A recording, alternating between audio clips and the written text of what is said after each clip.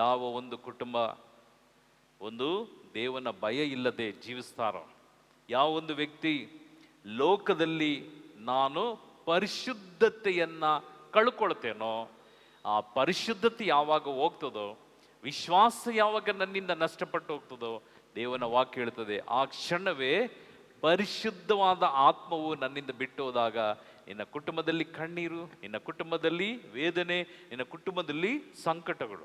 ಆಗ ಯಾವ ಪ್ರಾಬ್ಲಮ್ ಬರ್ತದೆ? ನಾನು ಪಾಪ ಮಾಡುವಾಗ ನನ್ನ ಕುಟುಂಬವನ್ನು ಯಾರೆಲ್ಲ ಅಟ್ಯಾಕ್ ಮಾಡಬಹುದು? ಮತ್ತಾಯನ ಶುಭ ಸಂದೇಶ ಮ್ಯಾಥ್ಯೂ ಮತ್ತಾಯ 15ನೇ ಅಧ್ಯಾಯಕ್ಕೆ ತಿರ್ಸ್ಕೊಳ್ರಿ. ಚಾಪ್ಟರ್ 15 15ನೇ ಅಧ್ಯಾಯ ವಾಕ್ಯ 20ರಿಂದ ಓದ್ರಿ. ಮ್ಯಾಥ್ಯೂ ಮತ್ತಾಯ. ಮನುಷ್ಯನನ್ನು ಕಲುಷಿತಗೊಳಿಸುವಂತವು ಇವೆ. ಕೈ ತೊಳೆಯದೆ ಊಟ ಮಾಡುವುದು ಮನುಷ್ಯನನ್ನು ಕಲುಷಿತಗೊಳಿಸುವುದಿಲ್ಲ ಎಂದರು. ಯೇಸು ಸ್ವಾಮಿ ಅಲ್ಲಿಂದ ಹೊರಟು ಟೈರ್ ಹಾಗೂ ಸಿದೋನ್ ಪ್ರಾಂತ್ಯಕ್ಕೆ ಹೋದರು. ಇಲ್ಲಿ ನೋಡ್ರಿ, ನಾವು ಓದಿ ಬ್ರದರ್ ಇನ್ನೊಂದ್ಸಲ ಅದೇ ವಾಕ್ಯ, 20ನೇ ವಾಕ್ಯ. ಮನುಷ್ಯನನ್ನು ಕಲುಷಿತಗೊಳಿಸುವಂತದ್ದು ಇವೆ. ಯಾವ? ಕೈ ತೊಳೆಯದೆ ಊಟ ಮಾಡುವುದು. ಕೈ ತೊಳೆಯದೆ ಊಟ ಮಾಡುವುದು ಮತ್ತೆ ಮನುಷ್ಯನನ್ನು ಕಲುಷಿತಗೊಳಿಸುವುದಿಲ್ಲ ಎಂದರು. ಯೇಸು ಸ್ವಾಮಿ ಅಲ್ಲಿಂದ ಹೊರಟು ಟೈರ್ ಹಾಗೂ ಸಿದೋನ್ ಪ್ರಾಂತ್ಯಕ್ಕೆ ಹೋದರು. ಅಲ್ಲಿ ವಾಸವಾಗಿದ್ದ ಕಾನಾನ್ ನಾಡಿನ ಮಹಿಳೆಯೊಬ್ಬಳು ಅವರ ಬಳಿಗೆ ಬಂದಳು. ಸ್ವಾಮಿ, ದಾವೀದ ಕುಲಪುತ್ರರೇ, ನನಗೆ ದಯತೋರಿ, ನನ್ನ ಮಗಳಿಗೆ ದೆವ್ವ ಹಿಡಿದು ಬಹಳ ಸಂಕಟ ಪಡುತ್ತಿದ್ದಾಳೆ ಎಂದು ಕೂಗಿಕೊಂಡಳು. ಯೇಸು ಆಕೆಗೆ ಒಂದು ಮಾತನ್ನು ಹೇಳಲಿಲ್ಲ. ಶಿಷ್ಯರು ಹತ್ತಿರಕ್ಕೆ ಬಂದು, ಇವಳನ್ನು ಕಳಿಸಿಬಿಡಿ, ಒಂದೇ ಸಮನೆ ಗೋಳಿಡುತ್ತಾ ನಮ್ಮನ್ನು ಬೆಂಬತ್ತಿ ಬರುತ್ತಿದ್ದಾಳೆ ಎಂದು ಕೇಳಿಕೊಂಡರು. ಓಕೆ, ಸಾಕಲ್ಲಿ. ನಮ್ಮ ಶಾಸ್ತ್ರ ಸಂಪ್ರದಾಯ ಅನೇಕ ಈ ಮೂಢನಂಬಿಕೆಯ ಶಾಸ್ತ್ರಗಳನ್ನು ನಾವು ಮಾಡ್ತೇವೆ. ಲೋಕದಲ್ಲಿ ನಾವು ನೋಡ್ತೇವೆ, ಒಳ್ಳೆ ಎಜುಕೇಟೆಡ್ ಇರ್ತಾರೆ, ವಿದ್ಯಾವಂತರು. ಅದರಲ್ಲೂ ನಾವು ಡಾಕ್ಟರ್ನೆಲ್ಲ ನೋಡ್ತೇವಲ್ಲ, ಅವರ ಕೈಯಲ್ಲಿ ಹಗ್ಗ ಕಟ್ಕೊಂಡಿರ್ತಾರೆ. ಅದಲ್ಲ, ಅವರು MBBS MD ಈ ರೀತಿಯಾಗಿ ಬೋರ್ಡ್ಗಳು ಇರ್ತವೆ. ಅವರು ಪ್ರೊಫೆಷನಲ್ ಡಾಕ್ಟರ್, ಅವರೊಂದು ಪ್ರಾಣವನ್ನು ಉಳಿಸುವಂಥವ್ರು, ರೋಗಿಗಳನ್ನು ಆ ರೋಗವನ್ನು ಸ್ವಸ್ಥ ಮಾಡುವಂಥ ಒಂದು ಶಕ್ತಿ ಹೊಂದಿರತಕ್ಕಂಥ ವ್ಯಕ್ತಿ. ಅವ್ರ ಕೈಯಲ್ಲಿ ಏನಿರ್ತದೆ? ಹಲೋ, ಈ 10 ರೂಪಾಯಿ ದಾರ ಇರ್ತದೆ, ಅದಲ್ಲ ದಾರ ನಮ್ಮನ್ನು ರಕ್ಷಿಸತ್ತಾ? ಈ ದಾರ ನಮ್ಮನ್ನ ದೆವ್ವಗಳಿಂದಲೋ ಸಮಸ್ಯೆಗಳಿಂದಲೋ ನಮ್ಮನ್ನು ಕಾಪಾಡತ್ತಾ? ಪ್ರಿಯರೇ, ಒಂದು ತಿಳ್ಕೊಳ್ರಿ, ಈ ದಾರ, ಈ ಅನೇಕ ದಾರಗಳಲ್ಲಿ ಕಾಟನ್ ದಾರನೂ ಬರ್ತದೆ. ಒಂದೊಂದು ಕಡೆಗಳಲ್ಲಿ ಒಂದೊಂದು ಥರ ಮಾರ್ತಾರೆ. ಇಲ್ಲಿ ಒಂದು ಬ್ಲೆಸ್ಸಿಂಗ್ ಒಂದು 4-5 ವರ್ಷದ ಹಿಂದೆ ಅಂತ ಕಾಣಿಸುತ್ತೆ. ಒಂದು ಹಳ್ಳಿಯಿಂದ ಒಂದು ಫ್ಯಾಮಿಲಿ ಬಂದಿದ್ರು. ಆ ಮಗು ಕೈ ಎತ್ತಕ್ಕಾಗ್ತಾ ಇಲ್ಲ. ಈ ನರ್ವ್ಸ್ ಪ್ರಾಬ್ಲಮ್ ಏನಾಗಿ ಆ ಮಗು ಯಾವಾಗಲೂ ಅನ್ಕಾನ್ಷಿಯಸ್ ಆಗೋದು. ಇವರು ಡಾಕ್ಟರ್ ಹತ್ರ ಹೋಗಿದ್ದಾರೆ, ಡಾಕ್ಟ್ರು ಏನೋ ಔಷಧಿ ಕೊಟ್ಟಿದ್ದಾರೆ, ಸರಿಯಾಗಿಲ್ಲ. ಇನ್ನೊಂದು ಡಾಕ್ಟರ್ ಹತ್ರ ಹೋಗಿದ್ದಾರೆ, ಔಷಧಿ ಕೊಟ್ಟಿದ್ದಾರೆ, ಸರಿಯಾಗಿಲ್ಲ. ಯಾರೋ ಒಬ್ಬ ಹೇಳ್ದ, ನಿಮ್ಮ ಮಗುಗೆ ದೆವ್ವ ಹಿಡ್ಕೊಂಡಿರ್ಬೋದು, ನಿಮ್ಗೆ ಇಲ್ಲ ಮಾಟ ಮಾಡಿಸಿರ್ಬೋದು. ದೆವ್ವ ಇಲ್ಲ, ಮಾಟ. ಅದಾದ್ಮೇಲೆ ಅವರು ಎಲ್ಲೆಲ್ಲೋ ಹೋಗಿದ್ದಾರೆ, ಮಗು ಸರಿಯಾಗಿಲ್ಲ. ಅದಾದ್ಮೇಲೆ ಅಲ್ಲಿ ಯಾರೋ ಒಬ್ಬರು ಫೋನ್ ನಂಬರ್ ಕೊಟ್ಟು ಇಲ್ಲಿ ಕಳಿಸ್ಯಾರೆ, ಇಲ್ಲಿ ಹೋಗಿ ಸರಿಯಾಗ್ತದೆ, ನಿಮ್ಮ ಮಗು ಸರಿಯಾಗಿ ದೇವನ ಆಶೀರ್ವಾದ ಬದುಕಿ ಬರ್ತದೆ ಅಂತ. ತಂದಾಗ್ಲೂ ಕಾನ್ಷಿಯಸ್ ಇಲ್ಲ ಮಗುಗೆ. ಎಲ್ಲ ಪ್ರಾರ್ಥನೆ ಎಲ್ಲರೂ ನಿಂತಿರ್ತೀರ. ಯಥಾ ಪ್ರಕಾರ ಎಲ್ರಿಗೂ ಅಭಿಷೇಕದ ಪ್ರಾರ್ಥನೆ ಆಗುವಾಗ ಆ ತಂದೆ ಮತ್ತು ಆ ಮಗು, ನಾನು ಕೇಳಿದ ಮಗುಗೆ ಏನಾಗಿದೆ? ಸ್ವಾಮಿ, ಮಗುಗೆ ಏನಾಗಿದೆ ಗೊತ್ತಿಲ್ಲ, ಯಾವಾಗಲೂ ಅನ್ಕಾನ್ಷಿಯಸ್. ಸ್ವಲ್ಪ ಹೊತ್ತು ಪ್ರಜ್ಞೆ ಬರ್ತದೆ, ಸ್ವಲ್ಪ ಹೊತ್ತು ಪ್ರಜ್ಞೆ ಇಲ್ಲ. ಅದಾದ್ಮೇಲೆ ಯಾರೋ ಹೇಳಿದ್ರು ಡಾಕ್ಟರ್ ಹತ್ರ ಹೋಗಿದ್ದೀವಿ, ಎಲ್ಲ ಟೆಸ್ಟ್ ಮಾಡಿದೆ. ಅದಾದ್ಮೇಲೆ ಅಲ್ಲಿ ಇಲ್ಲಿ ಎಲ್ಲ ಕೇಳಿದ್ದೀವಿ. ಯಾರೋ ಹೇಳಿದ್ರು ದೆವ್ವ ಹಿಡ್ಕೊಂಡಿದೆ, ಇನ್ನೊಬ್ರು ಹೇಳಿದ್ರು ಮಾಟ ಮಾಡಿಸ್ಯಾರೆ ಅಂತ. ಪ್ರಿಯ ಸಹೋದರ, ಪ್ರಿಯ ಸಹೋದರಿಯರೇ, ಬ್ಲೆಸ್ ಮಾಡುವಾಗ, ಆ ಮಗು ತಲೆ ಮೇಲೆ ಕೈ ಇಡುವಾಗ ದೇವರು ಹೇಳಿದ್ದು ಒಂದೇ ಒಂದು ಮಾತು: ಮಗುಗೆ ದೆವ್ವನ್ನು ಹಿಡಿದಿಲ್ಲ, ಮಾಟವೂ ಇಲ್ಲ, ಕೈಯಲ್ಲಿರ್ತಕ್ಕಂಥ ದಾರನ ಕಟ್ ಮಾಡು ಅಂತ. ಸ್ವೆಟರ್ಲ್ಲ ಹಾಕಿದ್ರು, ಸ್ವೆಟರ್ಲ್ಲ ಹಾಕಿ ಮಗುನ ಗರಮಾಗಿ ತಂದಿದ್ದು. ನಾನು ಹೇಳಿದೆ, ಕೈಗೆ ದಾರನ ಕಟ್ಟಿದ್ದೀರ ಮಗುಗೆ? ಸೊಂಟದಲ್ಲಿದ ತೆಗೆದಾಕಿ ಅಂತ ಎಲ್ಲ ಕಟ್ ಮಾಡಿ ಇದೇ ಆಲ್ಟ್ರಲ್ಲಿ ಇಲ್ಲಿ ಬಿಸಾಕಿ, ನಾವಿಲ್ಲಿ ಬಿಸಾಡೋದು ಅಂತ ಹೇಳ್ತೇವೆ. ಯಾವಾಗ ದಾರನ್ನ ಕಟ್ ಮಾಡಿದ್ವೋ ಆ ಕ್ಷಣ ಮಗು ಒಂದ್ಸಲ ಈ ರೀತಿ ಒದುರಿದ ಮೇಲೆ ಆ ಮಗು ಕಣ್ಬಿಟ್ಟು ಅದಾದ್ಮೇಲೆ ಅಳಕ್ಕೆ ಶುರು ಮಾಡುತ್ತೆ. ತಾಯಿ ಹೇಳ್ತಾಳೆ, ನನ್ನ ಮಗು 10 ಎಷ್ಟೋ ತಿಂಗಳಾಯ್ತು ಎಂಬುದಾಗಿ. ನನ್ನ ಮಗು 10 ಎಷ್ಟೋ ತಿಂಗಳಾಯ್ತು, ಅಳ್ತಾ ಇಲ್ಲ, ನಗ್ತಾ ಇಲ್ಲ, ಏನೂ ಇಲ್ಲ. ಈ ದಾರ, ಈ ಕಾಟನ್ ದಾರ ಏನಾಗ್ತದೆ, ನೀರು ಬಿದ್ದಾಗ ಇದು ಶಿಂಕ್ ಆಗ್ತದೆ. ನೀವು ಕಾಟನ್ ಬಟ್ಟೆ ಎಲ್ಲ ಹಾಕುವಾಗ ಚಂದಾಗಿ ದೊಡ್ಡದಾಗಿ ಹೊಲಿಸಿರ್ತೀರಿ, ದಿನೇ ಏನಾಗ್ತದೆ, ಅದು ಶಿಂಕ್ ಆಗ್ತದೆ, ಚಿಕ್ಕದಾಗ ಹೋಗುತ್ತೆ. ಸೇಮ್ ಈ ದಾರವು ಮಗುಗೆ ಶಿಂಕ್ ಆಗಿ ಈ ನರಗಳನ್ನ ಟೈಟ್ ಆಗಿ ಹಿಡಿದೋಯ್ತು.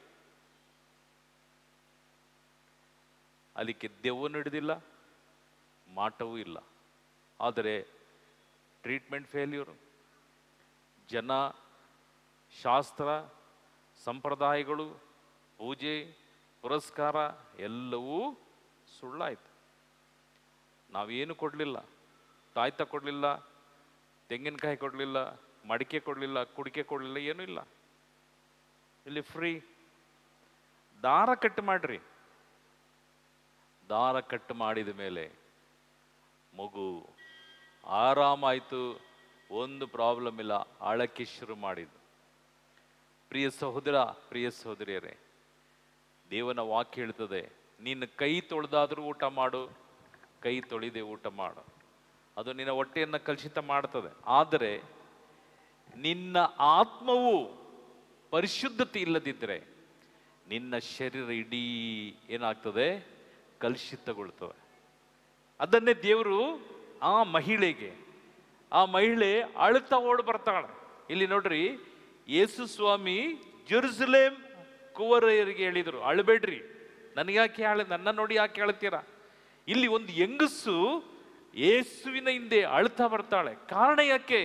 ಕಾರಣ ಒಂದಿದೆ. ಅಲ್ಲಿ ಯೇಸು ಹಿಂದೆ ಅಳ್ತಾ ಬರುವಾಗ ಯೇಸು ಆ ಹೆಂಗಸನ್ನ ನೋಡಿ ಏನನ್ನ ಕೇಳಲಿಲ್ಲ, ಏನನ್ನ ಮಾಡಲಿಲ್ಲ.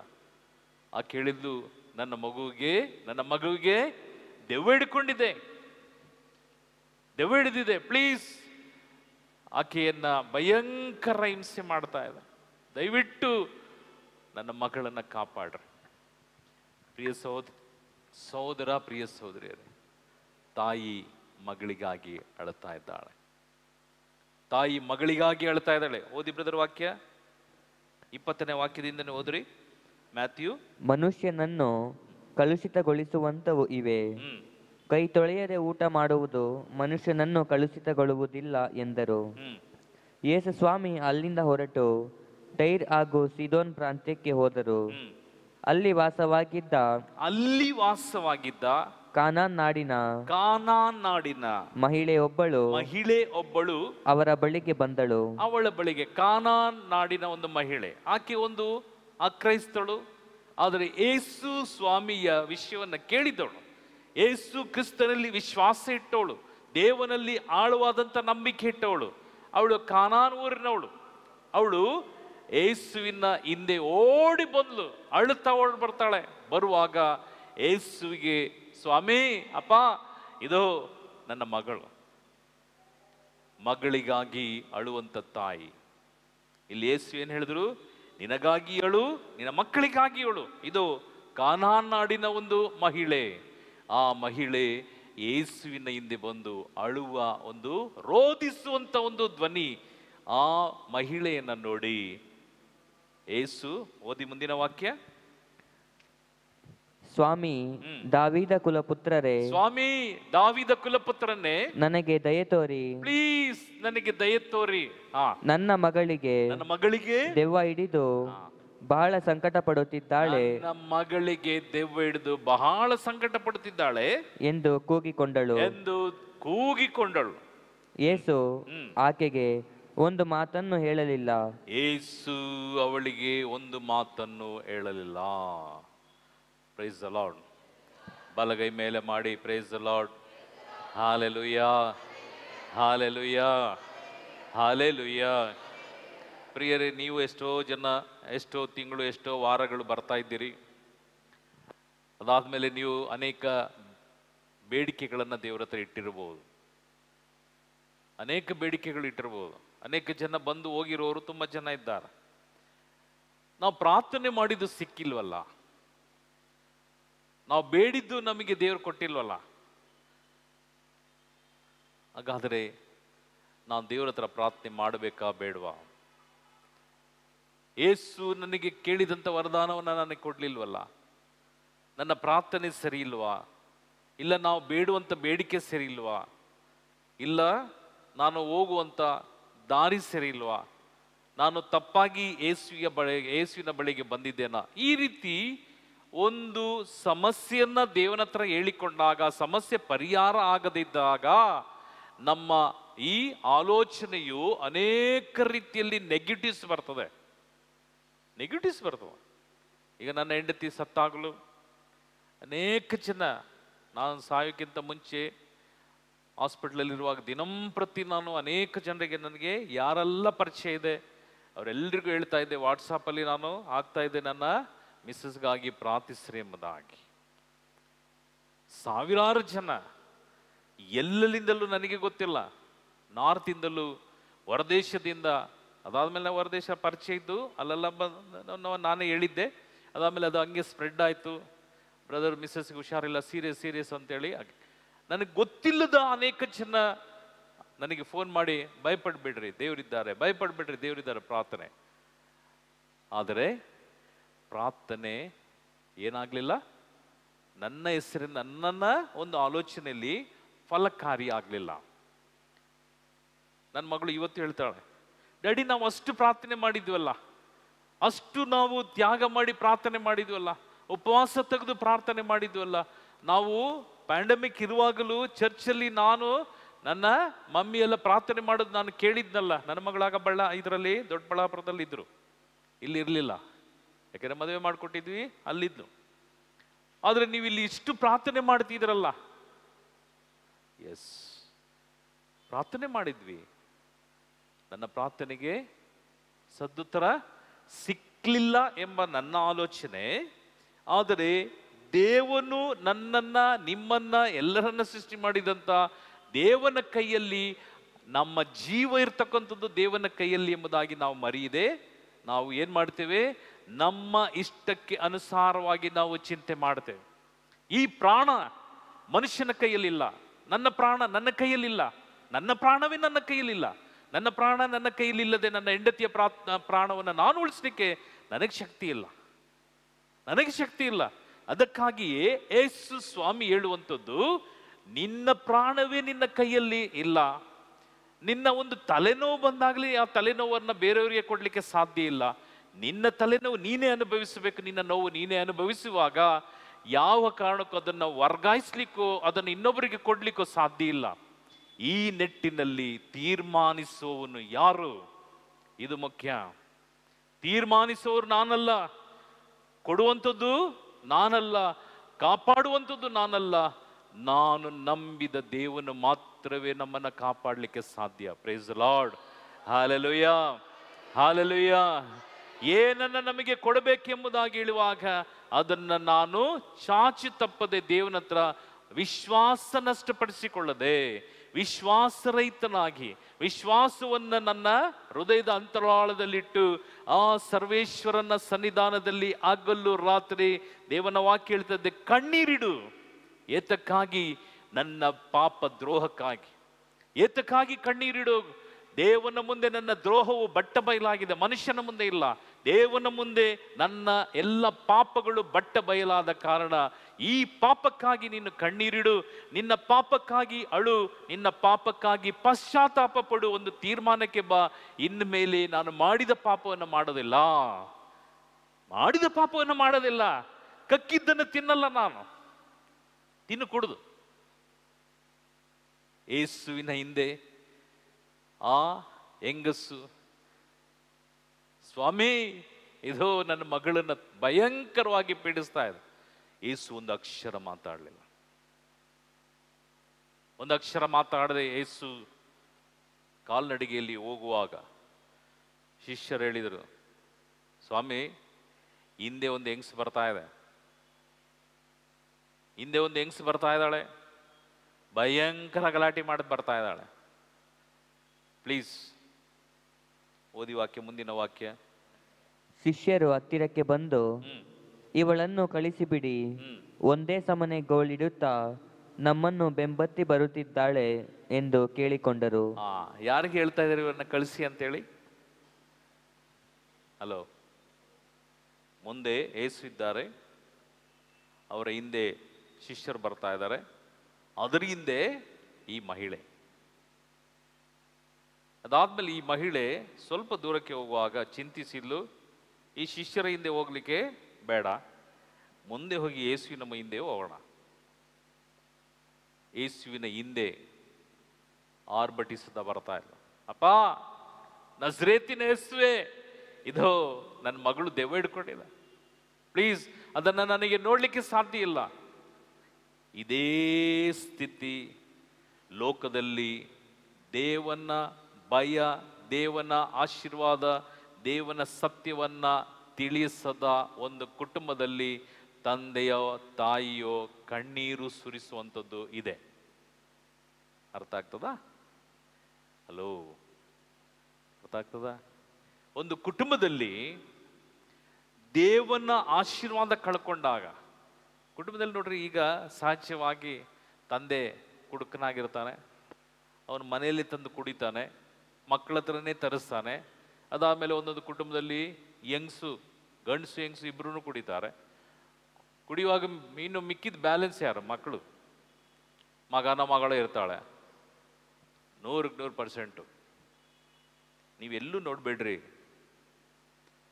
ಮೈಸೂರಲ್ಲೂ ಬ್ಯಾಂಗ್ಳೂರಲ್ಲಿ ಹಾಸ್ಟೆಲ್ಗಳಲ್ಲಿ ಎಲ್ಲ ನೋಡುವಾಗ ಡ್ರಗ್ಸ್. ಈಗ ಎಂಥ ಒಂದು ಲೋಕಕ್ಕೆ ಹೋಗಿದ್ದಾರೆ ಹೆಣ್ಣು ಮಕ್ಕಳು, ಗಂಡು ಮಕ್ಕಳು ಅಂತ ಹೇಳಿದ್ರೆ, ಅದೂ ಅಲ್ಲದೆ ನಿಮ್ಮ ಮನೆ ಆಚು ಬಾಚು ಎಲ್ಲದಿದ್ದರೆ ನೀವು ಇನ್ಫೋಸಿಸ್ ಪಕ್ಕದಲ್ಲಿ ಅನೇಕ ಆ ಜಾಗಗಳಲ್ಲಿ ಬಾಡಿಗೆಗೆ ಮನೆ ಇದೆ. ಆ ಮನೆಗಳಲ್ಲಿ ನೋಡ್ರಿ, ಯಾರು ಗಂಡ ಹೆಂಡತಿ ಎಲ್ಲ, ಗಂಡ ಹೆಂಡತಿ ಇರಲ್ಲ ಅಲ್ಲಿ. ಆ ಮನೆಯಲ್ಲಿ 2 ಹುಡುಗಿರು 2 ಹುಡುಗರು. ಆ ಓನರು, ಮದುವೆ ಆಗಿದೆಯಾ ನಿಮಗೆ, ನೀವು ಗಂಡ ಹೆಂಡ್ತೀರ, ನಮಗೆ ಬೇಕಾಗಿರೋ ದುಡ್ಡು 5,000 ಬಾಡಿಗೆ ಇರೋದು 10,000 ಹೇಳಿದ್ರು ಅನ್ನೋರು ಕೊಡ್ತಾರೆ. ಕಾರಣಕ್ಕೆಂದರೆ 4 ಜನ ಶೇರ್ ಮಾಡ್ತಾರೆ. 4 ಜನ 2,500 ಕೊಟ್ಟರೆ 5,000 ಮನೆ ಎಷ್ಟಕ್ಕೆ ಸಿಗತ್ತೆ? ಅವನಿಗೆ ಓನರ್ಗೆ 10,000. ನೀನು ಯಾರಾದರೂ ಇರು, ಹೆಂಗಾದರೂ ಇರು, ಎಲ್ಲಾದರೂ ಹೋಗು, ಏನಾದರೂ ಮಾಡ್ಕೊ. ಅದಾದ್ಮೇಲೆ ಈಗ ಬೀದಿಗಳಲ್ಲಿ, ಸ್ಕೂಲು ಕಾಲೇಜುಗಳಲ್ಲಿ ಮುಂದೆ ನೋಡ್ರಿ, ಹುಡುಗಿರು ಹುಡುಗರು ಭೇದ ಭಾವ ಇಲ್ಲ. ಇಲ್ಲಿ ಒಂದು ಕಾಲೇಜ್ ಇದೆ, ಕಾರಣಕ್ಕೆಂದರೆ ಹೆಸರು ಹೇಳೋದಿಲ್ಲ, ಯಾಕಂದರೆ ರೆಕಾರ್ಡಿಂಗ್ ಆಗ್ತಾ ಇದೆ. ಆ ಕಾಲೇಜ್ ಹತ್ರ, ನನ್ನ ಮನೆ ಹತ್ರ ಬೈಕ್ ನಿಲ್ಲಿಸ್ಯಾರೆ ಆಡಗಲಲ್ಲಿ. ನಾನು ಯಾರೋ ನೋಡ್ಬೇಕು ಎಂಬುದಾಗಿ ಹೋಗ್ತಾ ಇದ್ದಾನೆ. ಹುಡುಗಿ ಬೈಕ್ ಮೇಲೆ ಮಲಗಿ ಹಿಂಗೆ ಮಲಗಿಯಾಳೆ, ಈ 2 ಕಾಲು ಹುಡುಗನ ಮೇಲೆ ಹಿಂಗೆ ಹಾಕ್ಕೊಂಡಿಯಾಳೆ. ಸಿಗರೆಟ್ ಬಾಯಲ್ಲಿ, ಸಿಗರೆಟ್ ಸೇದಿ ಹೊಗೆನ ಹಿಂಗೆ ಬಿಡ್ತಾ ಮಲಗಿಯಾಳೆ. ಅವನೇನೋ ಮಾತಾಡ್ತೀಯಾನೆ, ಇವಳು ಸಿಗರೆಟ್ ಕೈಯಲ್ಲಿ. ಹಗಲು ಹೊತ್ತು, ಅದು ಅವರ ಕಾಲೇಜಿನ ಸ್ವಲ್ಪ ಮುಂದೆ ಕಾಲೇಜ್, ಅಲ್ಲಿ ಹುಡುಗರೆಲ್ಲ ಓಡಾಡ್ತಿದ್ದಾರೆ. ಪ್ರಜ್ಞೆ ಇಲ್ಲ, ಅದು ಗಾಂಜಾನ ಇಲ್ಲ ಅಫೀಮ್ಸ ಗೊತ್ತಿಲ್ಲ, ಸಿಗರೇಟ್, ಬೇರೆ ಎಲ್ಲೂ ಹೋಗ್ಲಿಕ್ಕಿಲ್ಲ. ಇಲ್ಲಿ ಯಾವ ಸ್ಥಿತಿಗೆ ಬಂತು? ಮನೆಯಲ್ಲಿ ಸಭ್ಯರು, ಹೊರಗೆ ಅಸಭ್ಯರು. ಮನೆಯಲ್ಲಿ ಸಭ್ಯರು. ಒಂದು ದಿನ ಕಣ್ಣೀರು ಸುರಿಸುವಂತ ಕಾಲ ತಂದೆ ತಾಯಿಗೆ ಗೊತ್ತಾದ ಮೇಲೆ ಅವರ ಬಹುಶಃ ಅವರೇ ಹಾಳು ಮಾಡಿಕೊಳ್ಳುವಂತ, ಅದಕ್ಕೆ ಅಂತ್ಯಕಾಲದಲ್ಲಿ ದೇವನ ವಾಕ್ಯ ಹೇಳ್ತದೆ, ನೀವು ನಿಮಗಾಗಿ ಅಳ್ರಿ, ನಿಮ್ಮ ಮಕ್ಕಳಿಗಾಗಿ ಅಳ್ರಿ. ಕಾರಣ ಚಿಕ್ಕ ವಯಸ್ಸಿನಿಂದ ಕುಟುಂಬದಲ್ಲಿ ಐಕ್ಯತೆ ಇಲ್ಲದೆ, ತಂದೆ ತಾಯಿ ಕುಟುಂಬದಲ್ಲಿ ಮಕ್ಕಳನ್ನ ಹೆಂಡತಿಯನ್ನ ಪ್ರೀತಿಸದೆ, ನಾವು ಕುಟುಂಬದಲ್ಲಿ ಐಕ್ಯವಾಗಿ ಊಟ ಮಾಡದೆ, ಕುಟುಂಬದಲ್ಲಿ ಕೂತು ಮಾತನಾಡದೆ, ಕುಟುಂಬದಲ್ಲಿ ನಾವು ಏನೇ ಮಾಡಿದರು ಕುಟುಂಬವು ಒಂದು ಪರಿಶುದ್ಧ ಇಲ್ಲದಿದ್ದರೆ, ದೇವನ ವಾಕ್ಯ ಹೇಳ್ತದೆ, ಅಶುದ್ಧವು ನಿನ್ನ ಮನೆಯನ್ನ ಪ್ರವೇಶಿಸ್ತದೆ, ಅಶುದ್ಧ ಕಾರ್ಯವು ನಿನ್ನ ಮನೆಯನ್ನು ಪ್ರವೇಶಿಸುತ್ತೆ. ಅದು ಯಾರೇ ಆಗಿರಲಿ. ಅದಾದ ಮೇಲೆ ಈ ಅಶುದ್ಧತೆಯನ್ನು ನಾನು ಬಿಡುಗಡೆ ಮಾಡಿಕೊಳ್ಳಕ್ಕೆ ಅನೇಕ ಶಾಸ್ತ್ರ ಸಂಪ್ರದಾಯಗಳು, ಮೂಢನಂಬಿಕೆ, ಅದರಲ್ಲಿ ಯಾವ ಪರಿಹಾರವೂ ಇಲ್ಲ. ಒಂದು ತಿಳ್ಕೊಳ್ಳಿ, ಯಾವ ಪರಿಹಾರ ಇಲ್ಲ. ಒಂದು ವಿಶ್ವಾಸಿ, ಒಂದು ದೇವನನ್ನು ನಾನು ಆರಾಧಿಸುವಂಥ ವ್ಯಕ್ತಿ ಆದರೆ ಅವನ್ನು ಯೋಗ್ಯನಾಗಿರಬೇಕೆಂಬುದಾಗಿದೆ ದೇವರ ವಾಕ್ಯ. ಯೋಗ್ಯನು ಅಂದ್ರೆ ಏನು? ಅವನ ಪ್ರತಿಯೊಂದು ಕಾರ್ಯವೂ ಪರಿಶುದ್ಧತೆ ಇರಬೇಕೆಂಬುದಾಗಿ, ಅವನ ಭಾಷೆ, ಅವನ ಜೀವನದ ಶೈಲಿ, ಅವನ ನಡೆ, ಅವನ ನುಡಿ ಎಲ್ಲವೂ ಶುದ್ಧವಾಗಿಯೂ ಹಾಗೂ ಪರಿಶುದ್ಧತೆಯಲ್ಲಿಯೂ ಹಾಗೂ ಎಲ್ಲರನ್ನ ಆಕರ್ಷಿಸುವಂತೆಯೂ, ತಾಳ್ಮೆಯೂ ಸಹನೆಯೂ ಪ್ರೀತಿಯೂ ಅವನು ಕನಿಕರವುಳ್ಳವನಾಗಿಯೂ ಕ್ಷಮೆಯುಳ್ಳವನಾಗಿ ಬದುಕುವಾಗ ಈ ದೇವನ ವಾಕ್ಯ ಹೇಳ್ತದೆ, ಯಾವ ಕಾರಣಕ್ಕೂ ನಿನ್ನ ಮನೆಯಲ್ಲಿ ಯಾರಿಗೂ ಏನು ಸಂಭವಿಸುವುದಿಲ್ಲ. ಏಕೆಂದರೆ ದೇವನ ಪರಿಶುದ್ಧವಾದಂಥ ಆಶೀರ್ವಾದ ಆ ಮಗು ಮೇಲೆ, ತಾಯಿ ಮೇಲೆ, ತಂದೆ ಮೇಲೆ, ಕುಟುಂಬದಲ್ಲಿ ಇರ್ತವೆ. ನೀನು ಹೆಜ್ಜೆ ಇಡುವಂಥ ಜಾಗವು ಪರಿಶುದ್ಧ ಆಗ್ತದೆ. ನೀನು ಅಶುದ್ಧನಾದರೆ ನೀನು ಇಡುವಂಥ ಜಾಗ, ನಿನ್ನ ಮನೆ, ನಿನ್ನ ಆಸ್ತಿ ಎಲ್ಲವೂ ನಾನಾ ಪ್ರಶ್ನೆಗಳು. ಇಲ್ಲಿ ದೇವನ ವಾಕ್ಯ ಒಂದಿದೆ, ಓದಿ ವಾಕ್ಯ, ಮುಂದಿನ ವಾಕ್ಯ. ಆಗ ಯೇಸು ನನ್ನನ್ನು ಕಳಿಸಿರುವುದು ತಪ್ಪಿ ಹೋದ ಕುರಿಗಳಂತೆ ಇರುವ ಇಸ್ರಾಯೇಲ್ ಜನಾಂಗಕ್ಕೆ ಮಾತ್ರವೇ ಆಮೇಲೆ ಎಂದರು. ಆದರೂ ಆಕೆ ಯೇಸುವಿಗೆ ಅಡ್ಡ ಬಿದ್ದು, ದಯವಿಟ್ಟು ಸ್ವಾಮಿ ಸಹಾಯ ಮಾಡಿ, ಪ್ಲೀಸ್ ಸ್ವಾಮಿ ಸಹಾಯ ಮಾಡಿ ಎಂದು ಯಾಚಿಸಿದಳು. ಅದಕ್ಕೆ ಯೇಸು ಮಕ್ಕಳ ಆಹಾರವನ್ನು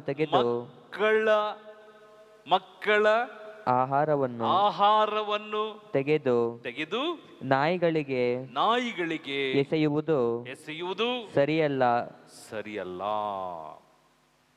ಪ್ರೈಸ್ ದಿ ಲಾರ್ಡ್. ಹಲ್ಲೆಲೂಯಾ. ಈ ವಾಕ್ಯದ ಅರ್ಥ ಏನು? ಈ ವಾಕ್ಯ ತುಂಬಾ ಒಂದು ಗೋಜಲಾದಂಥ ಒಂದು ವಾಕ್ಯ. ಆಕೆ ಕ್ರೈಸ್ತಳಲ್ಲ, ಜೂಯಿಷ್ ಅಲ್ಲ, ಆಕೆ ಅನ್ಯ ಧರ್ಮಿಯವಳು. ಅವಳು ಯೇಸುವನ್ನು ಹಿಂಬಾಲಿಸಿ ಅವಳು ಕೇಳಿದಿಷ್ಟೇ, ಸ್ವಾಮಿ ನಿಮ್ಮನ್ನು ನಾನು ನಂಬಿದ್ದೇನೆ, ನೀವು ದೇವಕುಮಾರ. ಅವಳಿಗೆ ಗ್ಯಾರಂಟಿ ಇದೆ, ಅವಳು ಜೂಯಿಷ್ ಅಲ್ಲ. ಆದರೂ ಆಕೆ ಯೇಸು ಬಗ್ಗೆ ಕೇಳಿದಾಳೆ, ಯೇಸುವಲ್ಲಿ ವಿಶ್ವಾಸ ಇಟ್ಟಿದ್ದಾಳೆ. ಅವಳು ಎಲ್ಲ ಪ್ರಯತ್ನ ಮಾಡಿರ್ಬೋದು. ತುಂಬ ಕಾಲದಿಂದ ಆ ಮಗಳಿಗೆ ದೆವ್ವ ಹಿಡಿದಿದೆ. ನಾನಾ ಪ್ರಶ್ನೆಗಳನ್ನು ದೆವ್ವ ಆಗಾಗ ಮಗಳಿಗೆ ಮಾಡ್ತಾ ಇದೆ. ಇದನ್ನ ಸಹಿಸ್ಲಿಕ್ಕೋ ನೋಡ್ಲಿಕ್ಕೋ ಸಾಧ್ಯ ಇಲ್ಲ ತಾಯಿಗೆ. ಈ ಸಲುವಾಗಿ ಅವಳು ಯೇಸು ಹೋಗುವುದನ್ನು ನೋಡಿದಂತ ಈಕೆ ಓಡಿ ಹೋಗ್ತಾಳೆ ಯೇಸುವಿನ ಹಿಂದೆ, ಅಂಗಲಾಚಿ ಬೇಡ್ತಾಳೆ, ಸ್ವಾಮಿ ಪ್ಲೀಸ್. ಯೇಸು ನಿಂತು, ನನ್ನನ್ನ ಕಳುಹಿಸಿದ್ದು ನನ್ನ ಜನಾಂಗಕ್ಕೆ, ಈ ಮಕ್ಕಳಿಗೆ ಕೊಡುವಂತ ಊಟವನ್ನ ನಾಯಿಗೆ ಎಸೆಯೋದು, ಅದರ ಅರ್ಥ ನಾನಾಗಿದ್ದರು ಆ ಜಾಗದಲ್ಲಿ ನಾನಾಗಿದ್ರೆ, ಏನು ಸ್ವಾಮಿ ನೀವು, ನಾನು ನಿಮ್ಮ ಹತ್ರ ಬಂದೆ, ನನ್ನ ಮಗಳು ಗುಣ ಮಾಡಿ ಅಂತ ಬಂದೆ, ನೀವು ನಮ್ಮನ್ನ ನಾಯಿಗೆ ಹೋಲಿಸ್ತಾ ಇದ್ದೀರಾ, ನಾಯಿಗಾಕಂತ ಊಟ ನಾನು ಎಸೆಯೋಂಗಿಲ್ಲ, ಮಕ್ಕಳಿಗೆ ಹಾಕುವಂಥ ಊಟ ನಾನು ನಾಯಿಗೆ ಎಸೆಯೋಂಗಿಲ್ಲ, ಹಾಗಾದ್ರೆ ನಾವು ನಾಯಿಗೆ ಸಮಾನನ? ನಾನು ಕೇಳ್ತಿದ್ದೆ, ನೀವಾದರೂ ಅದೇ ಕೇಳ್ತಾ ಇದ್ದೆ. ಆದರೆ ಮಹಿಳೆ ಕೇಳಲಿಲ್ಲ, ಆಕೆ ಕೇಳಲಿಲ್ಲ, ಆಕೆ ಬೇಸರ ಮಾಡಲಿಲ್ಲ, ಬೇಜಾರಾಗದೆ ಆಕೆ ಇನ್ನೂ ಧೈರ್ಯಗೊಂಡ್ಳು. ಕಾರಣ ಓದಿ, ನೆಕ್ಸ್ಟ್ ವಾಕ್ಯ ಇದೆ. ಆಗ ಆಕೆ ಅದು ನಿಜ ಸ್ವಾಮಿ, ಅದು ನಿಜ ಸ್ವಾಮಿ, ನಾಯಿಗಳಾದರೂ ತನ್ನ ಯಜಮಾನನ ಮೇಜಿನಿಂದ ಕೆಳಕ್ಕೆ ಬೀಳುವ ಚೂರು ಪಾರುಗಳನ್ನು ತಿನ್ನುತ್ತದೆ ಅಲ್ವೇ ಎಂದು ಮರುತ್ತರ ಕೊಟ್ಟರು. ಆಗ ಯೇಸು ತಾಯಿ, ನಿನ್ನ ವಿಶ್ವಾಸ ಅಚಲವಾದದ್ದು, ನಿನ್ನ ಕೋರಿಕೆ ನೆರವೇರಲಿ ಎಂದರು. ಪ್ರಿಯ ಸಹೋದರ, ಪ್ರಿಯ ಸಹೋದರಿಯರೇ, ನಮ್ಮೆಲ್ಲರ ಬಲಗೈಗಳನ್ನ ಮೇಲೆ ಮಾಡಿ praise the Lord. Hallelujah, hallelujah, hallelujah. Yesu ಸ್ವಾಮಿ ಈ ಲೋಕಕ್ಕೆ ಬಂದದ್ದು ಪ್ರತಿಯೊಂದು ಮಾನವನಿಗಾಗಿ, ಪ್ರತಿಯೊಂದು ವ್ಯಕ್ತಿಗಳಿಗಾಗಿ. ಅವನು ಯಾವ ಧರ್ಮವೋ ಯಾವ ಕುಲವೋ ದೇವನಿಗೆ ಲೆಕ್ಕ ಇಲ್ಲ. ಆದರೆ ಇಲ್ಲಿ ನೋಡುವಾಗ, ಇಲ್ಲಿ ಈ ವಿಷಯವನ್ನು ಕೇಳುವಾಗ, ಅಯ್ಯೋ ನಾನು ಅಕ್ರೈಸ್ತರು ಆ ಕ್ರೈಸ್ತನು ಹೋಗಿ ಯಾವ ರೀತಿಯಲ್ಲಿ ಕ್ರೈಸ್ತ ದೇವರ ಹತ್ರ ಕೇಳುವಂಥದ್ದು. ಕ್ರೈಸ್ತರಿಗೆ ಒಂದು ದೇವರು, ಅದಾದ್ಮೇಲೆ ಅಕ್ರೈಸ್ತರಿಗೆ ಅವರವರ ಕುಲಕ್ಕೆ ಅವರವರ ಧರ್ಮದಲ್ಲಿ ಅನೇಕ ದೇವರುಗಳನ್ನು ನಾವು ನೋಡುವಾಗ, ಇಲ್ಲಿ ದೇವರುಗಳು ಎಷ್ಟು, ಅವರ ಕೆಲಸ ಏನು? ಅದಕ್ಕೆ ಇಲ್ಲಿ ದೇವನ ವಾಕ್ಯ ಹೇಳುತ್ತದೆ, ನಾನು ಮಕ್ಕಳಿಗೆ ಕೊಡುವಂಥದ್ದು ನಾಯಿಗೆ ಬಿಸಾಡೋದಿಲ್ಲ. ಅದರ ಅರ್ಥ ಸತ್ಯ ಎಂಬುದು ಅದು ಸತ್ಯವೇ. ಕೋರ್ಟಲ್ಲಿ ಹಾಕಿರ್ತಾರೆ ನೋಡ್ರಿ, ಯಾವ ಕೋರ್ಟಲ್ಲಾದರೂ ಮೇಲೆ ಸತ್ಯವೇ ಜಯತೆ. ಸತ್ಯವನ್ನ ಕಾಯ್ತದೆ. ಈ ಸತ್ಯವನ್ನ ಬೋಧಿಸಿದಂತ ಈ ಬೋಧನೆ ಯಾವ ಕಾರಣಕ್ಕೂ ಅಸತ್ಯವಾಗಲಿಕ್ಕೆ ಸಾಧ್ಯ ಇಲ್ಲ. ಈ ಸತ್ಯವು ಬೋಧಿಸಿದಂತ ಈ ಬೋಧಕನೇ ಯೇಸು. ಈ ಸತ್ಯವು ನೀನು ನಿನ್ನ ಆತ್ಮದಲ್ಲಿದ್ದಾಗ, ಈ ಸತ್ಯವು ನಿನ್ನನ್ನ ರಕ್ಷಿಸುವುದಕ್ಕಾಗಿ, ನಿನ್ನನ್ನು ಪೋಷಿಸುವುದಕ್ಕಾಗಿಯೇ ಈ ಲೋಕದಲ್ಲಿ ದೇವನ ವಾಕ್ಯ ಹೇಳ್ತದೆ, ನೀನು ಸತ್ಯದ ಪರ ಜೀವಿಸುವ ಸುಳ್ಳು ನಿನಗೆ ಬೇಡ. ಅದಕ್ಕೆ ಆದಿಯಲ್ಲಿ ಹೇಳಿದಂಥ ಸುಳ್ಳು